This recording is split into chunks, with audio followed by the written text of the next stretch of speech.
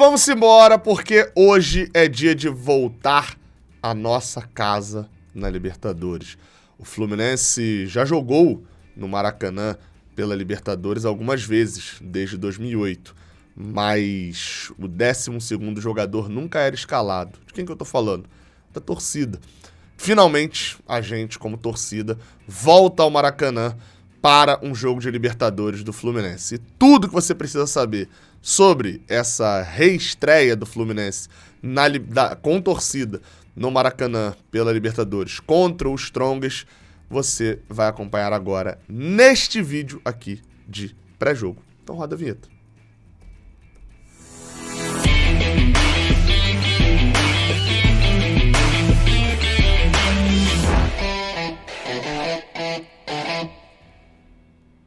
Seja bem-vindo, você guerreiro de todo o Brasil, de todo mundo, aqui é o canal Raiz Tricolor.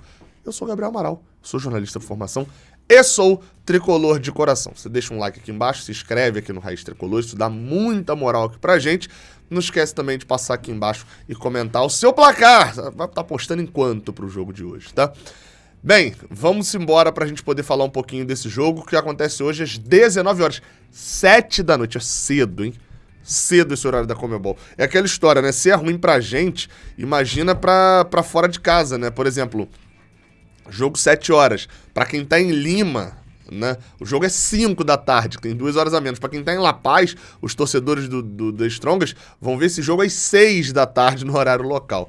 Esse horário é meio ruim mesmo, né? Mas enfim, a transmissão da partida, né? A transmissão do jogo de hoje será exclusiva do Paramount Plus. Então, se você não tem, corre lá para poder assinar para assistir o jogo de hoje. É claro, tem aquela narração show diretamente lá do Maracanã, com toda a festa, fazendo, tudo um espetáculo que vai ser feito nas arquibancadas, com todo aquele clima ambiente do Maracanã, aqui no YouTube, no Raiz Tricolor, com 0 delay, você sabe disso, e o Paramount é só pela internet, então, meu amigo...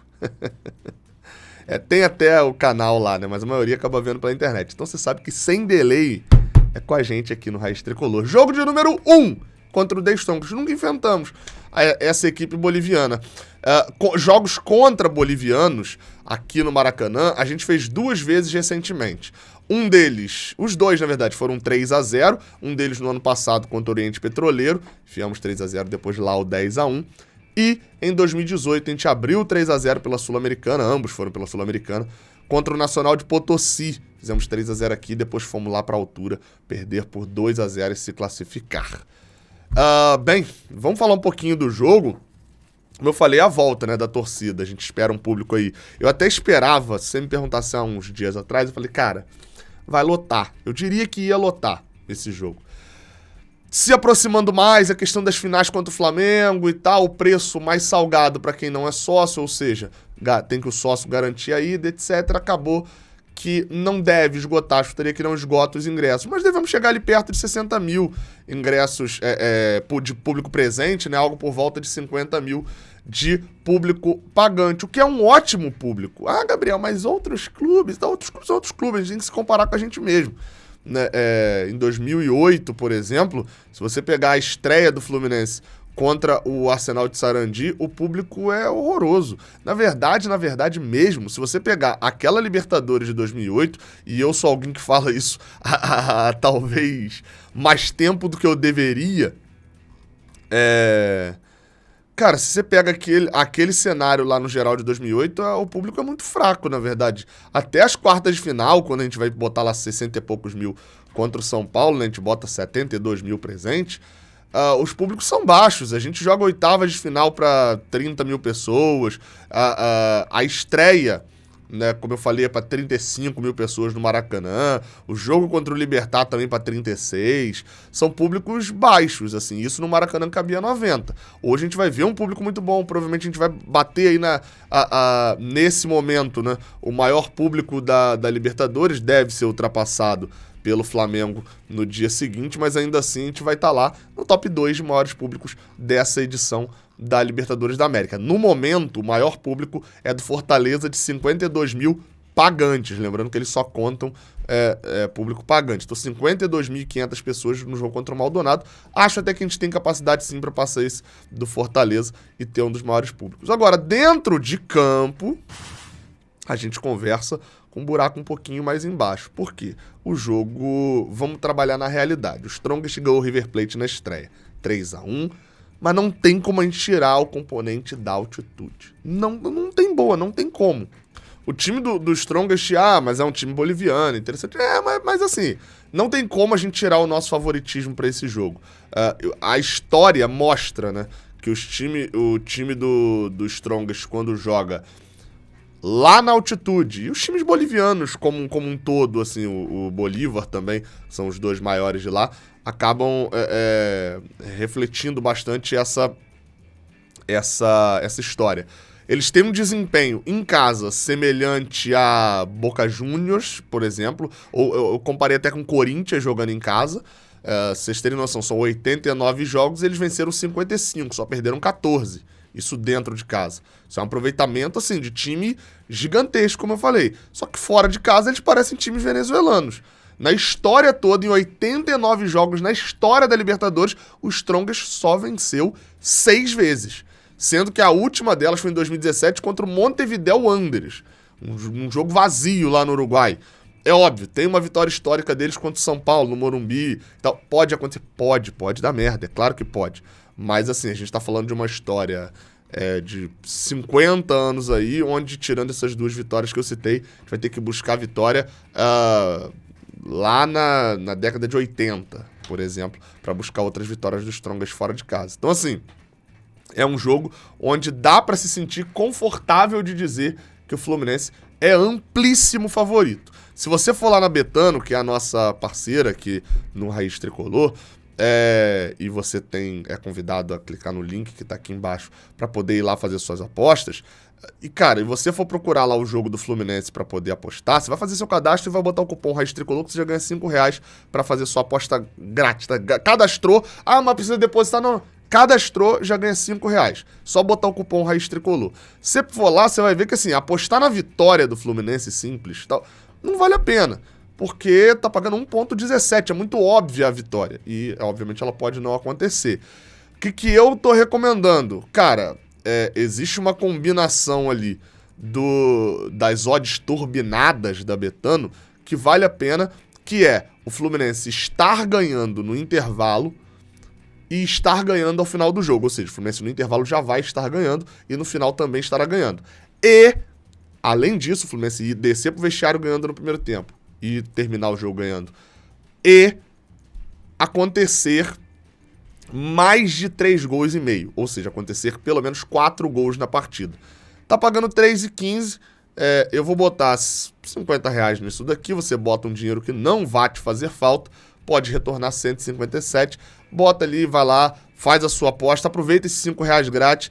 Não vale a pena na vitória do Fluminense? Beleza, aposta lá normalmente na quantidade de gols, aposta que o Fluminense vai fazer 3 gols, aposta que o Germancano vai fazer um dos gols da partida, até tá pagando 3,65, uma das turbinadas também, o Germancano fazer o primeiro gol do Fluminense no jogo. Enfim, vai lá na Betano, usa o link que tá aqui embaixo no primeiro comentário para fazer a sua aposta. Vamos lá, cara, vou botar na tela aí o nosso painelzinho tático com uma escalação provável dos Strongest. E por que a escalação provável dos Strongest e do Fluminense? Porque a gente não tem exatamente as notícias. Vamos lá, escalação do Fluminense, tá?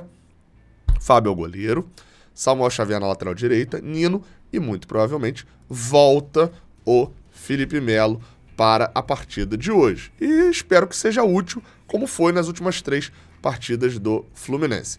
Alexander volta ali como volante, porque, como eu trouxe aqui a informação, muito provavelmente não foi só uma pancada e tal, ele sentiu dores, mas não era um problema sério. E Marcelo, ou seja, se Alexander tá como volante, Marcelo tá como lateral esquerdo. André e Alexander por dentro, John Arias, Ganso, Keno e Germancano, esse é o possível time do Fluminense para enfrentar os Strongest. Pode ter mudança? Pode. Eu não duvidaria de pintar um Lelê aí no lugar do Keno, não. Ou até mesmo um Lelê no lugar de um Felipe Melo e já começar com o André na zaga. Sei lá, o Diniz pode inventar das suas. Mas acho que é um fato de que a gente vai enfrentar, sim, um jogo muito travadão por parte do Strongest. A primeira lógica, eu vou lançar um vídeo, né, ainda nessa manhã dessa terça-feira, com o Andrés Funes, que é jornalista boliviano, e ele fala um pouco dessa esperança ali que o Strongest fala que, pô, ninguém dizia que ia ganhar do River e eles ganharam, então, enfim, eles estão muito esperançosos com isso tudo e com o treinador deles, o Ismael Rescalvo. Mas assim, convenhamos, o Fluminense é muito mais time, é muito superior. Do time deles, o provável time é o Vizcarra, goleiro, o grande destaque do jogo contra o River, destaque, na verdade, da Bolívia como um todo. Aí, assim, a defesa, eles perderam um lateral direito no jogo passado, no jogo contra o Real Paris, pelo Campeonato Boliviano, ele caiu por cima do braço e tal. Deve jogar o Saúl Torres, a zaga com Rusino e Castillo, e na lateral esquerdo, Roca. E aí, Robles é o quem entra no lugar de um dos desfalques, que vamos falar mais nesse outro vídeo, de um dos desfalques da equipe do Strongest.